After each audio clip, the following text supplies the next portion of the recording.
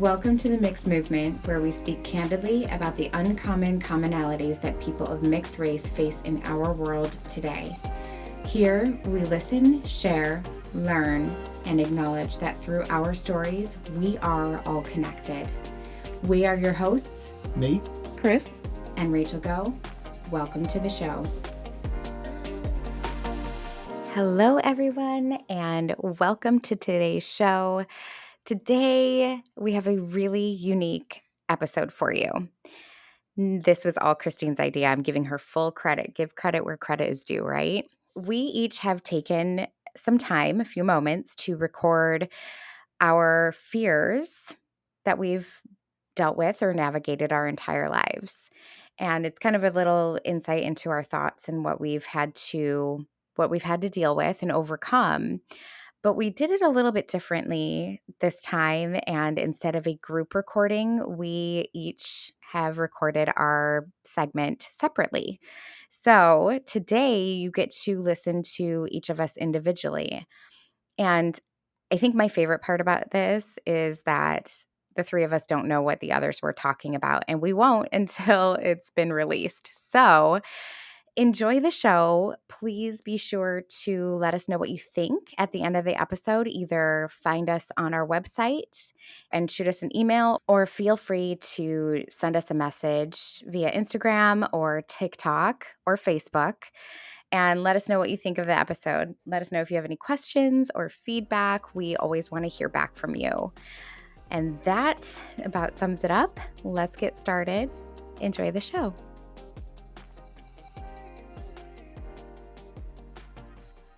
hey, this is Chris. This is my segment on fears. And I have a great appreciation for this subject because it gave me the opportunity to reassess what my fears are now. I know we've talked a lot, and a lot of our guests have talked about the fears and, things that they've gone through, experiences that have made them uncomfortable. And when I sat there and I was like, okay, so what do I want to talk about as far as fears are, and have my fears changed, increase, decrease?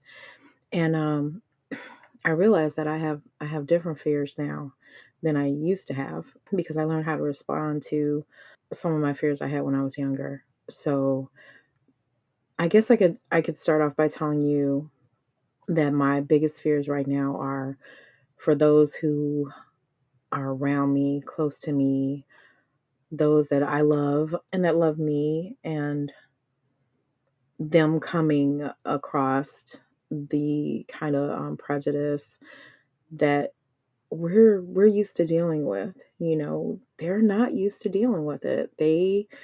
I mean, we've been built for this. Like, we've grown up in this. We know, like, to expect it. But I'm afraid oftentimes that the people that we are around, because they are around us, I don't want them to be uncomfortable if there are others around them and they start saying things very derogatory about people of mixed race or even people of color, because they're so close to us, that would cause them to be uncomfortable. So I never want to make people that I care about uncomfortable, even though it's not directly coming from me. So I think that's my biggest fear, is I fear for them and their discomfort because they don't know how to deal with things the way we've been, taught through our experiences to deal with them.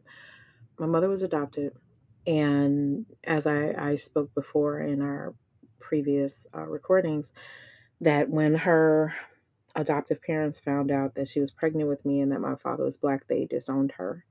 And so that was very crushing for my mother, of course. And it's more proof that, people like that actually exist. My mom is awesome. My mom is, man, my mom is my hero.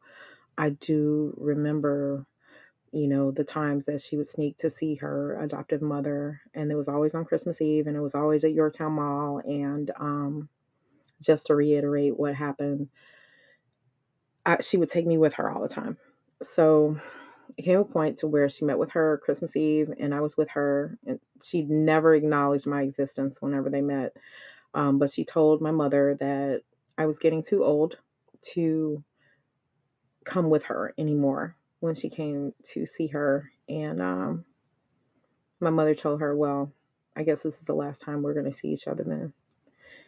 So my mother chose me over her adoptive mother.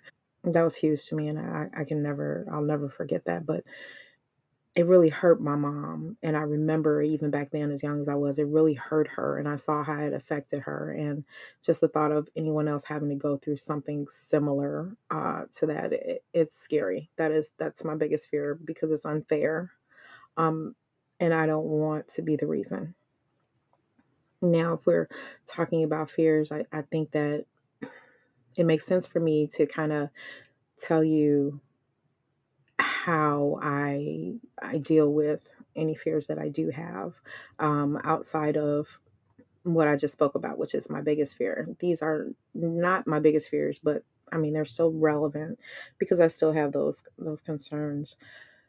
So my response to fears of not being accepted or being welcomed or just having some type of negative thrown at me is to think about it ahead of time. I've thought about experiences I've had because those have been teachers for me. Like I know how I've responded before. I know what makes sense, what doesn't. Hats off to Amelia, which was our guest before, and she spoke about something really derogatory that a coworker said, not realizing that she was African American. And hats off to her for how she dealt with it because we have a choice on how we deal with things. You can either, just you could just go ham on someone or you can try and go about it the correct way. And I understand that she was at work, so she, not necessarily the correct way. I won't even say that. That's not what I mean. I mean, because sometimes going ham is the correct way. So anyway, what she had to do what she had to do because she was at work, and your job is important. So there's some situations and spaces where you have to be a little more controlled than you normally would. So I will tell you a story that I read in one of my favorite books. It's called Courage: The Joy of Living Dangerously by Oshu or Osha. I'm not sure, but it's Osho. Anyway, I can't say the story verbatim, but I will tell you the gist of it and how I handle things like that and pretty much overall in life. So there was this big beautiful tree in the forest, huge, like biggest tree around, oldest tree. The roots were so deep. People traveled from miles around to see this tree because it was so beautiful and so strong and so amazing. It was known for throughout the whole village and villages beyond that.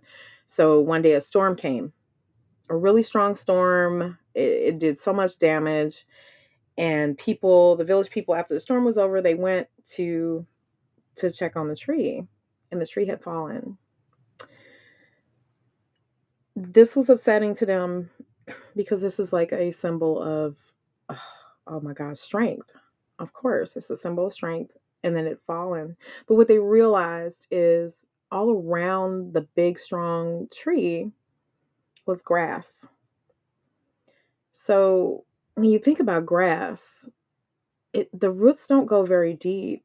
It's not very strong. A child could walk along and just grab a fistful of it and pull it right out of the ground with no problem. So why is it that this big strong tree with deep roots was uprooted and taken right out of the ground, and this grass, which is weak, was fine?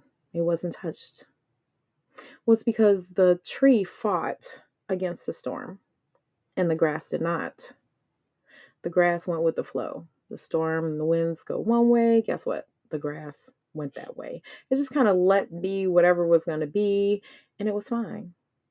So whenever I'm faced with situations like that, or people like that, and overall in life, and I've told my children the story, I have to decide at that moment whether I want to be the grass or I want to be the tree. There's times when I knew I needed to be the tree, and other times I'm like, you know what? I'm just gonna be the grass because why? you know, because why? It's not even worth the fight. Trying to change people's minds, and if that's how they think, that's just how they're gonna think. You can have a conversation with them, and maybe you change your mind, but the likelihood of that, I think, in my mind, is very slim. So I'm like, you know what? I'm just going to be the grass. That doesn't mean I'm not going to take up for myself, but I'm not going to war. I'm not going to exhaust myself over other people's ignorance. So that's kind of helped me, and I hope, though, that thought process can help someone else. But basically, that's it. That's my biggest fear. Fears that I have control over now. So I deal with my fears. I've, kind of lowered my expectations in most cases, when it comes to people, because I like to be pleasantly surprised. If they show me not to be, the people that I've come against my whole life, then I am pleasantly surprised. I'm excited. I'm like, oh my God, this is awesome. So it gives me some hope. But I also know that it's not always going to be like that, but I'm okay with it at this point. I think I've had so many experiences that I'm just like, yeah, yeah, whatever. I am who I am. I know who I am. I'm proud of who I am, and I stand up for who I am. I stand up for my mother. I stand up for my father, and I'm okay with that. So, that's all I have on that subject, and thanks for listening. Bye.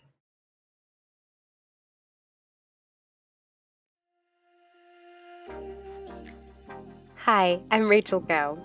It is my mission in life to help people like you learn to love every aspect of themselves in order to attain the life of their dreams.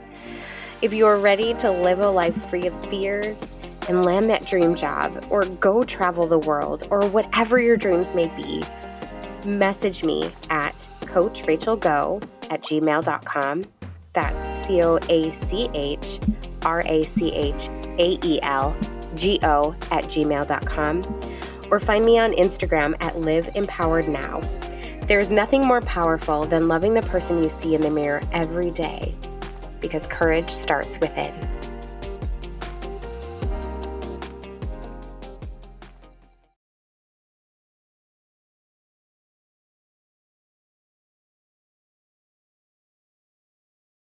Hello, everyone. I am Rachael Go, and I am extremely excited to share with you a little bit about my fears that I've had growing up, because they've been pretty prevalent in my upbringing and into adulthood. And in sharing this, I'm hoping that I can help somebody shift their perspective the way that I've finally learned how to. My number one biggest fear that really has determined the way I navigate my life is actually the fear of being disowned or rejected by my family. I know that most of you know that um, I am the result of an affair. My mom had an affair with a Black man, and he wasn't really a prominent part of my life growing up, but I did know that he existed. That being said, her husband at the time chose to take me in as his own and technically adopt me. And that dynamic alone, for me, I felt like I needed to be on my best behavior all of the time, because I rightfully so could get disowned. And I know, especially for a little person to feel that way, it really caused a lot of confusion for me. So I found that while going through life, I had to be on my best behavior all of the time, especially with my dad. Not so much with my mom. And mom, if you're listening, I'm sorry, but you still love me. So thank you. Um, but just I was always at risk of not being loved anymore. And as an adult, especially as I speak these words, I know how untrue that is. But when you're little, 8, 9, 10, especially going into junior high and high school, and you don't have those words to speak, and you don't know that it's okay to talk about these things, you bottle it up. And I found that I really felt like I was afraid to be myself, afraid to get upset, in certain situations because I knew how lucky I was. And I think for me, oftentimes, any sort of rejection, be it friendship or, in a relationship, it hurt a little bit worse because it was that fear of mine coming to fruition, maybe in a different facet, but it still hurt. So it really did, especially in my young adult life, it did keep me from doing certain things that I wanted to do too. I moved away from my family when I was 23 years old, and everybody remained in the Midwest, and I moved out to the Pacific Northwest. And every time I came back to the Midwest to visit, I was afraid to contact my dad's side of the family. Even 24, 26, in my 30s, I felt like if my dad found out that I was talking to them, Nate and Christine, that it would hurt his feelings. And so navigating life feeling like I have to do things so that I don't get caught or I don't get yelled at or I don't hurt anybody else's feelings because this person, these people chose to keep me when they didn't have to, really shaped me into being extremely critical on myself and, quite frankly, held me back from a lot of experiences that I think I could have had. That being said, I forced myself to have these conversations in my late 30s, and I gotta tell you, I am accepted, I am loved, and I was a choice. I don't know what happened along the way where I got into my own head about my right for being a part of my family, but it really stifled me from living my biggest and best life and allowing people in that deserve to be there. And I just have to tell you, that moment when I had the courage, I found the courage to have that conversation with my family, with my parents, and really just say thank you. I didn't question. I just said thank you for always loving me. And the response that I had from them was open arms, nothing but love. It was a huge weight lifted off my shoulders. Hence why now I have this podcast with my half siblings, and they are a part of my life, and I wear that proudly. And I love my entire family. I always have. I'm done with letting the fear of being disowned stop me from living my life and getting to know my family, which is a right that I have. I always have. So, my advice to anybody who even slightly feels that way is don't shrink yourself. If you're fearful of being unaccepted or rejected, always start with love first. Always say thank you for everything that you've done for me. This is how I'm feeling, and have a conversation about it. It's scary, but I guarantee you that you will get the answers that you need. They may not necessarily be the answers that you want. They might even be better. But I hope to encourage somebody to go out there, take that chance. If something doesn't feel right, if you're confused, if you're scared, if you're feeling alone, talk to somebody about it. Do not let that fear dictate everything in your life, because I did. And it was a pretty isolating place to be. It was scary and it was sad. I did also feel like being biracial, I have carried a lot of fears just overall and in general in life, socially, primarily, getting to know new people. I at one point would just get offended if they would ask my race because I didn't care. I think that's part of the reason why I moved to the other side of the country was to get away from any sort of association with being mixed and having to explain how I fit into my own family. So I did have a bit of a fear of being questioned, having to answer questions, and then being looked at differently. It's the strangest thing when people find out or you answer their questions that you are one race that you don't predominantly look. And it's a judgment. And nobody likes to feel like they're being judged.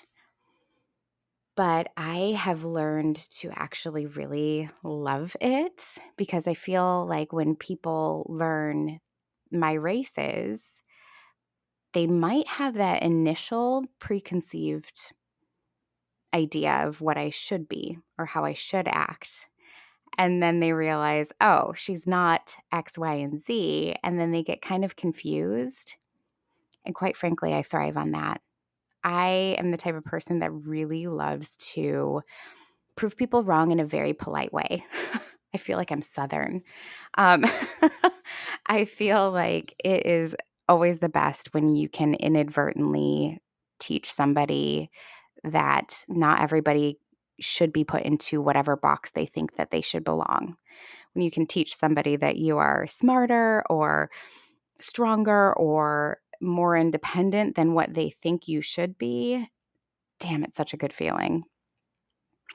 So again, that's another fear that I've had of being questioned or judged based on the color of my skin, not who I am as a person. And that shift happened for me when I was in my early 20s though. And I loved every single time I could see somebody's face just kind of get confused when I proved them wrong. And it's empowering. So, whatever strength you have, because we all have them, wear it proudly. Do not minimize yourself based on the company you are surrounded with. Own exactly every aspect of who you are because you are beautiful and we are all here for a reason. And when you learn to face your fears, accept them, and then let them go, there's no better feeling in the world. It's freeing. So I encourage all of you to have those conversations. If you're afraid of being rejected, have those conversations. Ask questions and tell them how you feel. And also know your strengths. Do not ever dull your shine because amazing things happen when you are true to yourself.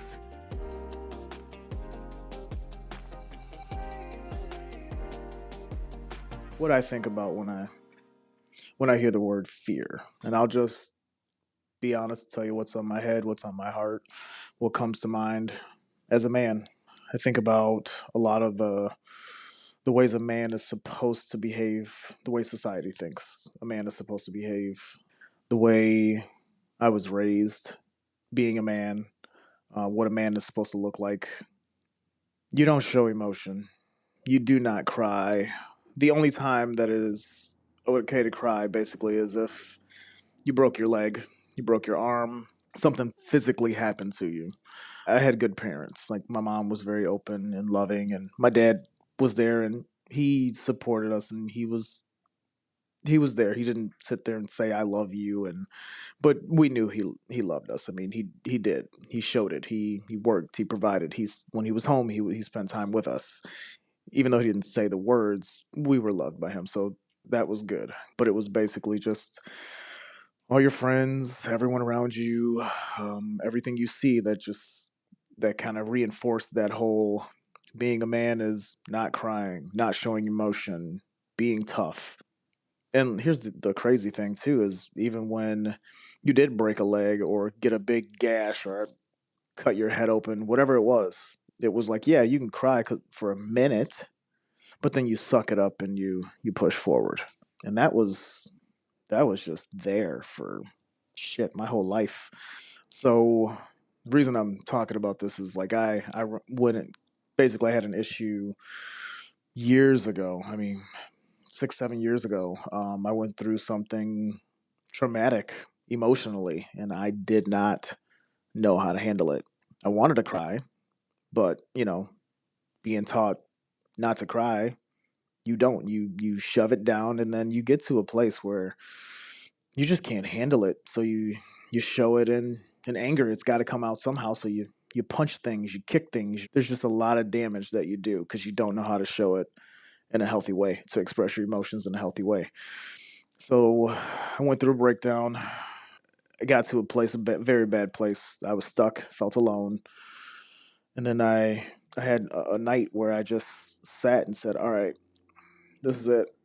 Like I don't know what to do. Have to do something different." A dark night of the soul is what I would like to say. And I decided that I was going to do something different.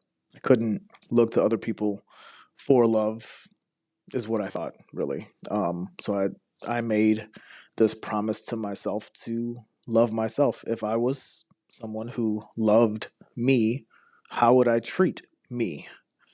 Um, so I started reading books about taking care of yourself, not like self care, like going to get a haircut and, no, like emotionally spending time with myself, telling myself I love myself. I know it sounds cheesy, but it is a truth, and it's not something that I ever said to myself. Didn't feel like it was okay.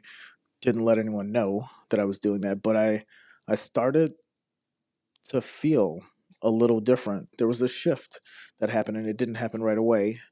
I just started saying like I love myself. Any time I felt low, when I thought everything was ending, I'm like I love myself. I love myself. And then you start saying it so much, you start believing it. You feel it. There's a feeling that comes with it. It's in your heart.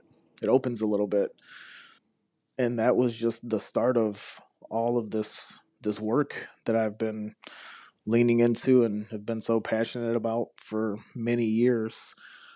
So I think that's what comes to mind when I hear fear, what fears I have, and just I think of just as being a man. Now my belief is a man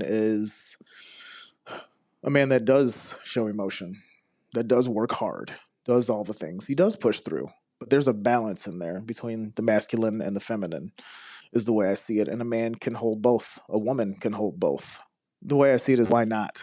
It's only going to benefit you, and depending on, who you're with in your life, you're going to be a more well-rounded person when it comes to holding space for them emotionally. If you learn how to hold the space for yourself emotionally, you can't love anyone else more than you love yourself. So like the self-love is unbelievably important. I believe that there needs to be a new idea, a new standard for what a man is, and teaching young men what it looks like to be a healthy man.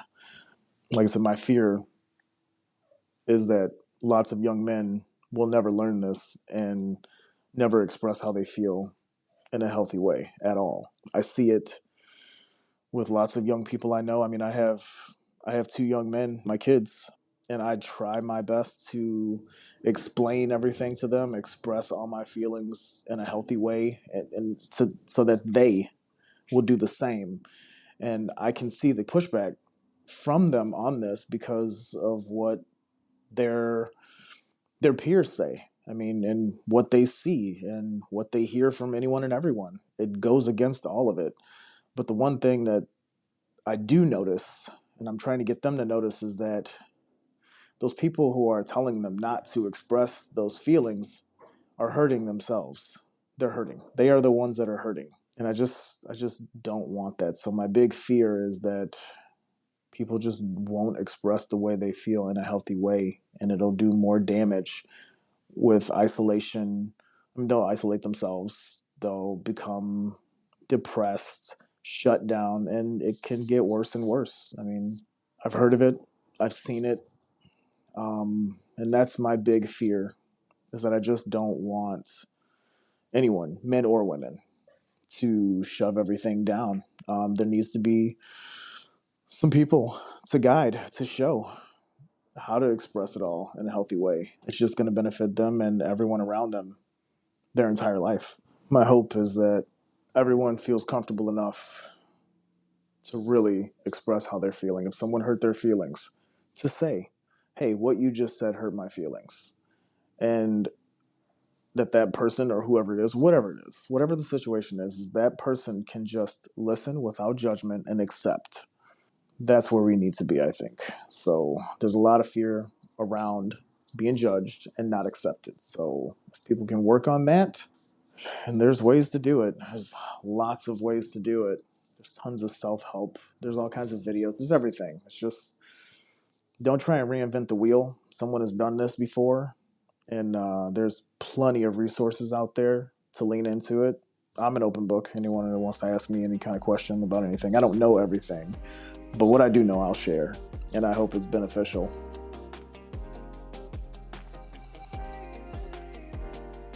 And that is it for today's episode, you guys. Please tell us what you think. You can find us on Instagram at mixed.movement or find us on Facebook at Mixed Movement. Or you can even find us on TikTok as well at mixed.movement. Please let us know what you think of the episode. We love to hear your feedback and ask any questions. We are always happy to respond. You can find this episode and more on our website at mixedmovement.com. Hope you enjoyed today's show. See you soon. We hope you enjoyed today's episode. We want to be here for you, and we can't do what we're doing without your support. Please hit subscribe, and to stay up to date, head on over to mixedmovement.com. That's mixedmovement.com to stay up to date with news and more. We are the Mixed Movement. See you next time.